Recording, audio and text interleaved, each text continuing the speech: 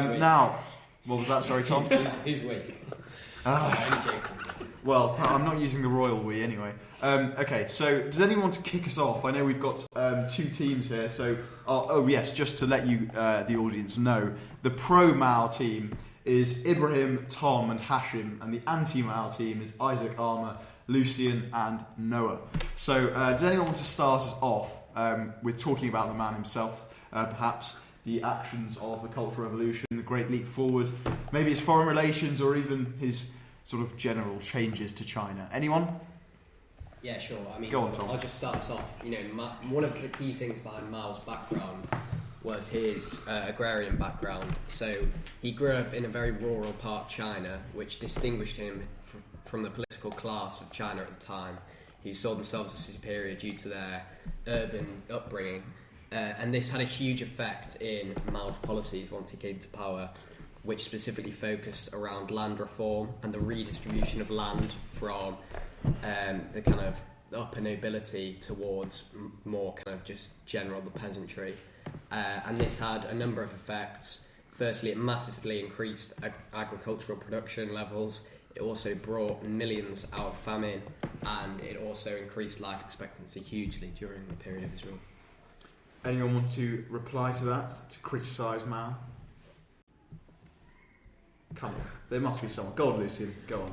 Though there's no doubt that there were some great leaps forward, there's no doubt whatsoever that the trade-off for this was that in the process of Mao's agrarian reforms, 80 million people died, often in some of the most brutal ways ever. He also tried to settle this equality and better standards of living by brutally executing these landlords to redistribute the land in the process.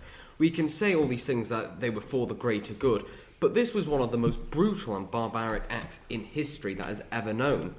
And on top of that, when we see, for example, the amount of times that Mao had opportunities to prevent these famines, such as stop exporting these grain, accept foreign aid, he actively chose not to. He preferred to see his own people die of starvation than help out. I think that's probably a bit too far. I think his certain disagreements with exports, I think, were more. It was not because he wants to, lead to more suffering in the country. It's just he feels that it would lead to other problems and to create a compounding of issues that he didn't want to ideologically see. And I think with agriculture, with China, after thousands of years, a feudalized system, and there's no way you can change that system without significant amount of damage being caused. And I think it's clear from his intentions that his intention isn't to, kill these millions of people and, agriculture is the way to do it, let's do agriculture. We want to get agricultural improvements, and it seems sadly that the way this has happened is through millions of people dying. No, I'm really sorry, I have to disagree. Mao was willfully complicit in the deaths of 80 million Chinese civilians, 30 million of whom between 1959 and 1962. That's 30 million Chinese peasants dead in the span of 3 years because Mao was willfully complicit in their deaths and decided that he wanted to put his own cause of agrarian reform ahead of the needs of his people. Mao felt that because he had decided that he was this almighty being who could play with the lives of the Chinese people, that he could do whatever he wanted, especially including and up to the fact of wasting people's lives simply for the Great Leap Forward.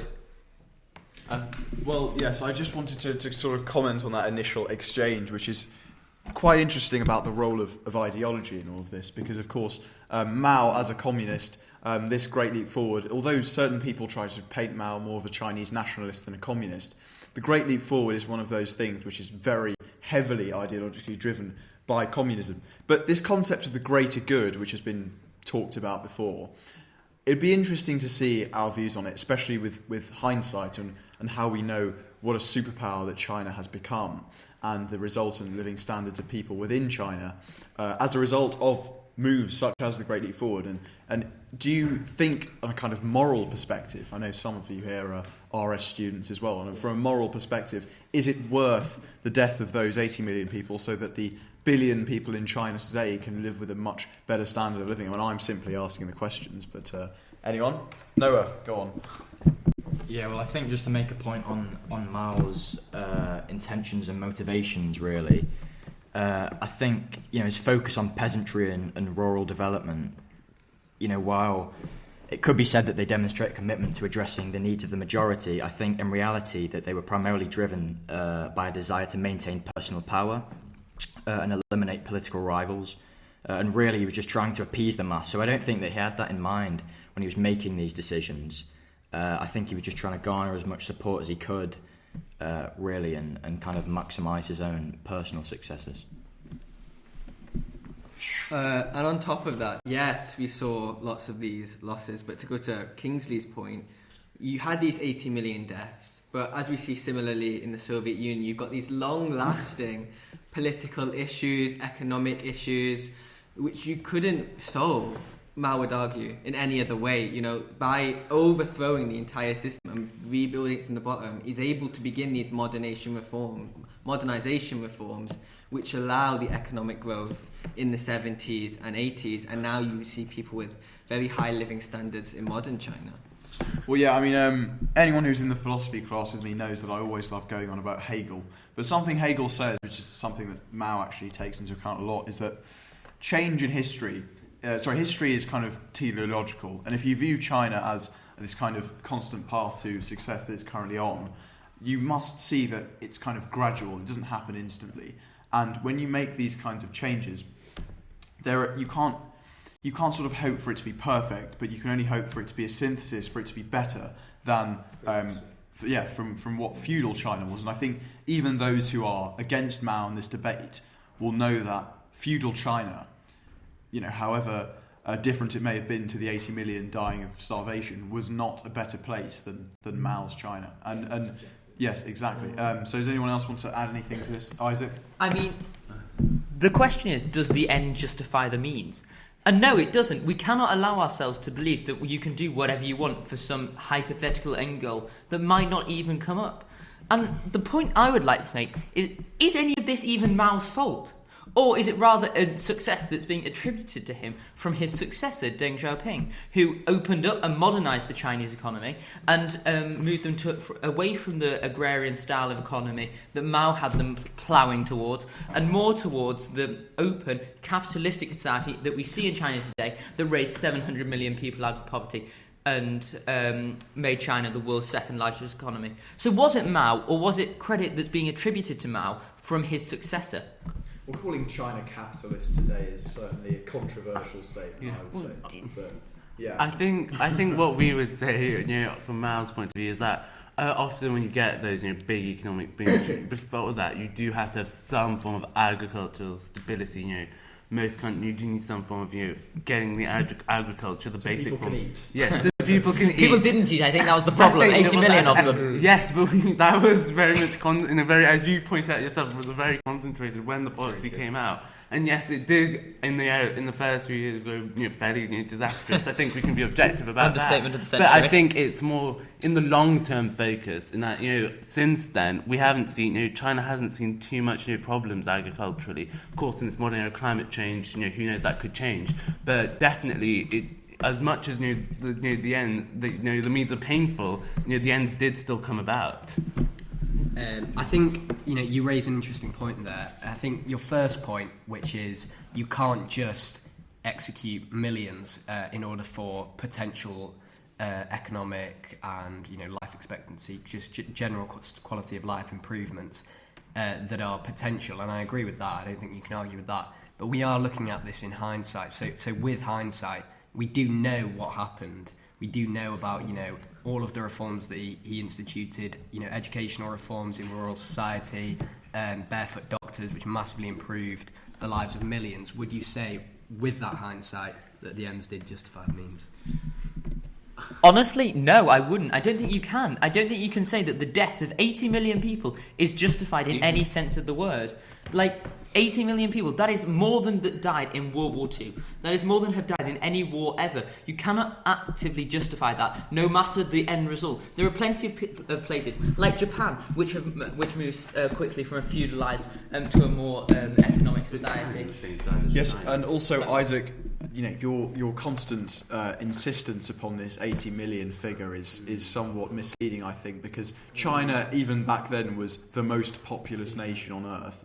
And if you take it into its historical context, 80 million, although it's a big number of people, For it's Western not. standards. Yeah, for a Western standard, and there are less people in Europe than there were in China. So the fact that 80 million died, it kind of.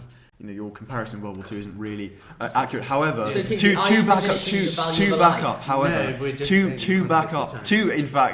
back up your own point, there are plenty of reasons as to why Mao is kind of personally responsible for this famine. Sort of notwithstanding the potential success you could argue it had, because Mao dismissed lots of technical experts and also just basic economic principles that led to these kind of unrealistic policies of extremely accelerated change from an agrarian economy, which is what feudal China was, to an industrialized one, which we can see with, I suppose hindsight is a virtue, but this kind of ideological pressure on the government to make these kinds of moves isn't perhaps a great thing to do. And he kind of set these unrealistic quotas, so it meant that leading local officials over-reported grain production and collected non-existent surpluses, which essentially meant the Communist Party could say, well, look at all these brilliant surpluses we're having from the Great Leap Forward, even though that grain just did not exist. There were plenty of things by which we could attribute blame for this to Mao, but I'm aware of the fact that we've only touched upon one instance of Mao's leadership. And now I think we're going to move on to the Cultural Revolution now, which is, I would argue, is certainly much more damning on Mao. But does anyone want to talk about that? Okay, go on, Ibrahim. I mean, obviously, there were many issues with the Cultural Revolution, which is hard to dispute. But the goals he had in mind were positive. He wanted to eliminate corruption within the Chinese state, and corruption has always been a major issue, especially countries like Argentina. And he wants to open that pathway up for people like Deng Xiaoping to be able to economically liberate the country. And obviously he's trying. Obviously, I don't personally agree that he was that this was effective, but you can see where he was coming from in this. Yeah, and I think broadly there was, I think about the Cultural Revolution, I think you do have to know it was a mass spread movement in which you do see he was, from a very, not amoral, just a pure political perspective, the ability, to, mobilize the young, the ability, to create, that, to be able to shape your image in that way. He did that, is a testament to his, political skill as a politician, which, you couldn't ask, even, we have our modern equivalents of, people who have, that political power of Trump and other such. But I don't think we realise that, other countries... they're good. I'm not talking about good. No, I'm talking about their skill as a politician. But it's not relevant. Hitler was a skilled politician. Okay, gentlemen, settle down. No, I think... Okay, just to... before I let Lucian and Noah speak, I'm aware of the fact that we've been talking about the Cultural Revolution. People... Perhaps I don't think they know sort of what we are talking about in detail. I thought they should have listened to the previous episode. Perhaps they should listen to the previous episode, but if they haven't, there's mass mobilisation of youth, attacks on the quote-unquote four olds, ideas, culture, customs and habits, widespread persecution of intellectual officials and bourgeois elements, destruction of cultural and historical artefacts, and closures of schools and universities. Mao initially kind of wanted to get the intellectuals on side, but when they started to criticise him, that's when he kind of started this policy of anti-intellectualism. So, Lucian, would you want to comment? Yeah, so I mean, one of these things is they can sugarcoat it however they want, but this clearly was a complete manipulation of the story by Mao to begin with, and it was the traits that come from most dictators or leaders, using propaganda that led to attacks that killed millions purely of people he disagreed with. I mean, if we can say this is a good person, it's completely ridiculous. Famously, he used propaganda and at times even killed people who once actually supported him, but who only wanted a better life. He blamed people for things that were actually his fault in the process of the revolution, trying to shift the blame through propaganda. I mean, what we saw here was complete Orwellian 1984 moments, where he was trying to bully entire populations into persecuting huge groups. I think the Cultural Revolution is actually an exact example of showing that Mao, forever what his faults at the heart, was somebody who was personally intent on committing evil acts. isn't it ironic the fact that his problem isn't with people, is with people who are trying to better their lives? I think he says he was trying to do for them, and not with the people who are actively repressing society, like himself. Yeah, and I think Kingsley touched on it, and just kind of to respond to the point that Ibrahim actually made about eliminating corruption, when I think what Mao was trying to do here was eliminating criticism. You know, the persecution of intellectuals and the destruction of cultural heritage. I don't think there's really any justification or any real reason that Mao could really give behind that, other than to kind of serve his own interests and avoid criticism. I think the silencing of dissenting voices isn't really an element of the Cultural Revolution. I'm not sure I would agree that these are the same thing. I would say the Cultural Revolution was far more defined by Mao's physical implementation of policies regarding egalitarianism and women's rights. I mean, I think we have to touch on women's rights because that was a huge element of the Cultural Revolution. I mean, Mao outlawed child marriages. With the Marriage of Law Act of 1950, he introduced loads of reforms that were way ahead of their time and seemed to be very personal to Mao, and not necessary to establishing himself as a dictator. One in could any say way. he's a 5'11" feminist. Was that before or after he repressed all the minorities? Oh, well, we'll have to get on to that after Ibrahim speaks, Isaac. So Well, keep the lights, please.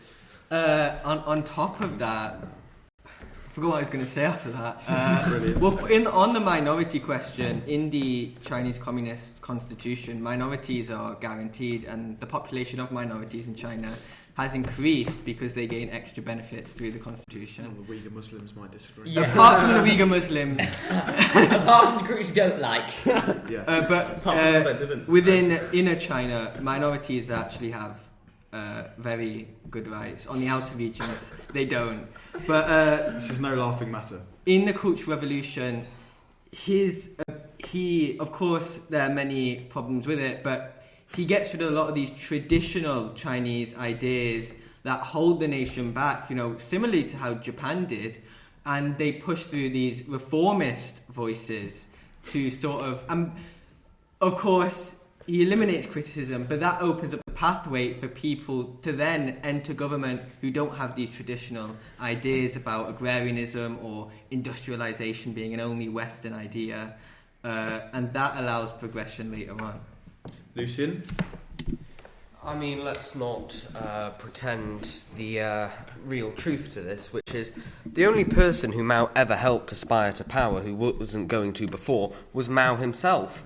The only people who actually ever managed to aspire to power who were unlikely to were the Gang of Four who Mao deposed of. In addition to that, when we look at many of his other reforms that we say helped aspire China to the better, many of them were seen as unnecessary, needless, or laughably complicated.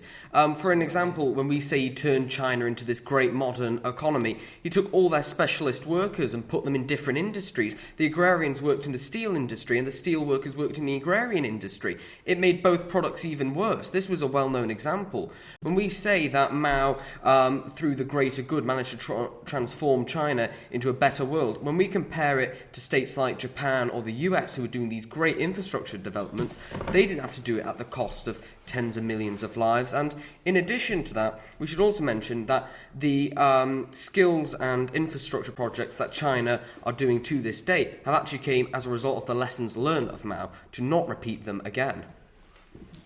Yes, you do raise a very good point there, Lucian, to be fair, because, of course, as Isaac, I believe, mentioned, Deng Xiaoping was a much more capitalist-minded Chinese leader than Mao Zedong, because a lot of, the consensus within China, as far as I know, considering I talk to, I'm sure everyone knows here Michael, who is a very fervent adherent to the Chinese Communist Party, but he believed that, of course, whilst Mao was a very ideologically entrenched communist, he wasn't perhaps suited to the realism of what was needed within China and kind of modernising it as much as it should have done. Whilst there was a modernisation from feudalism, of course, he didn't modernise it as much as he should have done. Now, Tom, I believe you wanted to respond to Lucian's argument there. Well, I was just going to say, I don't know what you mean when you say that industrial reform took place in Western society without huge death tolls. I mean, at the peak of the Industrial Revolution in England, 35,000 people were dying per year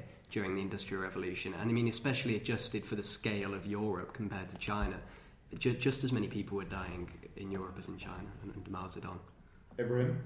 And to add on to that, maybe not the human cost factor, but in Japan, people were taxed so heavily they were unable to sort of develop themselves personally to fund the industrialization of the state. Their living standards were not increasing for a long time during that period. They were still living in wooden houses, all the way up to World War II, because they had to make these massive sacrifices for quick industrialization. And on a scale like China, you need massive, changes to actually be able to push forward. Yeah, I think I want to add on that, but I think we're getting too obsessed with these comparisons with Japan and America. I think we need to understand that quite a lot of reasons you get the disaster, you get the effects of Mao Zedong is because of the unique situation of China having thousands of years of uninterrupted imperial rule. There's no Meiji Restoration for China in the 19th century. It wasn't founded, out of freedom and liberty for all like America. I think that quite a lot of the reasons you have those problems with industrialism is because they haven't really looked at industrialism for thousands of years. The fact is that China for thousands is looking so backwards that you do see that massive acceleration, and as a result, it doesn't work in the same way. It doesn't be as successful. China's coming from the goalpost for China is already so far back. Whilst we can say, there might have been some improvements under China, or there might have been some flaws compared to other nations, I mean, we can't get over this. 80 million is not 35,000. It's nowhere near. It's off the scale awful and ridiculous what happened to Mao compared to other nations. And when we talk about Japan, post-World War II, under MacArthur, they saw far, far better growth. They didn't see 80 million people die. They managed to see a much better recovery. They managed to keep much more industries, and they managed to prosper willingly to these things. They didn't need to go into these massive dictatorships in the process. Right, so we've had a rather impassioned debate about the Cultural Revolution, but does anyone want to briefly talk about Mao's influence on China from a kind of foreign policy perspective, but also just general changes in terms of the world view of China and China itself? Isaac? I mean, Mao's foreign policy just isn't that successful. I mean, it just unequivocally isn't. He splits with the Soviets. There we go. That's the entirety of the communist bloc that could have actually competed with the United States gone. He has no close allies. I mean, he props up the tyrannical DPRK with hundreds of thousands of Chinese lives. Mao's foreign policy is essentially just build nukes to try and compete with the USA, and then do whatever you can. The Korean War was a massive foreign policy success for Mao, though, wasn't it? Because it literally drove him into the arms of Stalin. Because, like I've said before, people often argue that Mao was a Chinese nationalist as opposed to a communist, and the idea of protecting the North Korean dictatorship, which was a communist dictatorship, for Stalin meant that Mao could be trusted. So do you think that was a successful action? Well, clearly not, because we had the Sino-Soviet split only a few years later. That's because of Khrushchev and the poor relationship between them two. But Khrushchev, nonetheless, I'm sorry, what year is it? Is it 56 Sino-Soviet split? Around. Yeah, so only a few years after the Korean War concludes. So clearly, whatever benefit that did have, other than the hundreds of thousands of poor North Korean citizens who died since, the only benefit that did have is a few years of additional relations. I think it's a tough argument to start saying that things around the Korean War are the direct reasons for the collapse. The Sino-Soviet split. I think that quite a lot part of the things around Korea, the Americans advancing to the Yali River, and issues around, as we've already pointed out, issues around the Sino-Soviet split are very much interpersonal, and a lack of good relationships between between Khrushchev and Mao. Which is just another one of his foreign policy failures. No, because that comes of both ideas. The problem, he very much was able to work with Stalin. What's the big changing factor? It's Khrushchev. Mao hasn't changed. It's Khrushchev. But Mao needs to. But when the leadership of the Soviet Let Lucian speak. I think an important point we need to make here is Mao's foreign policy was this epic cocktail of contradictions here. We see, for example, he backed Pol Pot, Cambodia, fighting Vietnam, both of which were communist, and Vietnam was backed by the Soviet Union. His loyalties to communism were completely ridiculous. It was a war between 4 communist countries who should all be in agreement. He clearly was completely self-centred, had no moral implications when it came to his foreign policy. He was more than content to see a genocidal lunatic that was Pol Pot massacre a quarter of his population purely if it felt it advanced his interests. Is this really what we regard as a good person? No, I think just one little, on the point about Vietnam. Vietnam and China have had poor relations for centuries. I think it's a bit of a foreign idea that Mao could somehow make China and Vietnam somehow be friends. The reason for that was because they kept invading. Yeah, there was. I think this idea that Mao. I think the idea he could magically, turn friends with Vietnam is, quite frankly ludicrous. Well, just a point of order. China did have allies after the Sino-Soviet split. We had Albania, which was a very close ally of Europe. which is highly important for them. Oh, But key ally. when we look at it, Power projection, guys. you can't expect Mao to magically be able to make relations with other countries. It's a communist state. It's a state which has been been colonized, economically colonized, and had this treaty ports. They don't have the ability to make relations instantly. Obviously, you see the beginning of the steps. By distancing themselves from the Soviet Union, that allows them to be able to be sort of a third sort of player and increase the investment coming to China eventually when it does open up as well. And by taking that step, he's opening up for future endeavours. I mean, we can say all these things, but Mao, in the process of his foreign policy, attempted or did invade virtually every single country he had a border with. He started constant wars. He had no sense of ideological alliances. He frequently switched back and forth in the Cold War between any state he could, whether it be USA or USSR.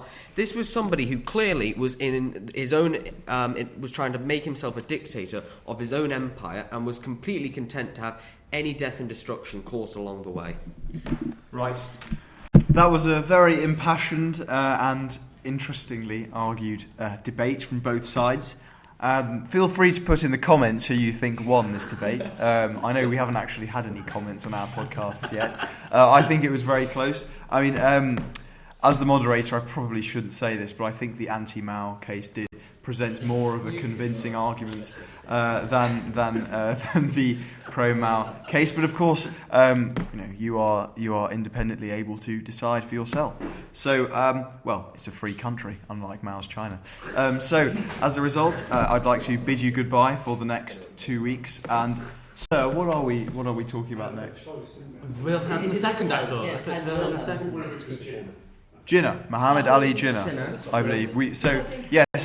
Just to enlighten you all before we leave, is the new format for these episodes are we give a kind of biographical episode of a certain historical figure, and then we debate their merits the next episode. So yes, next episode will be a biographical episode on Muhammad Ali Jinnah, who was the founder of modern day Pakistan.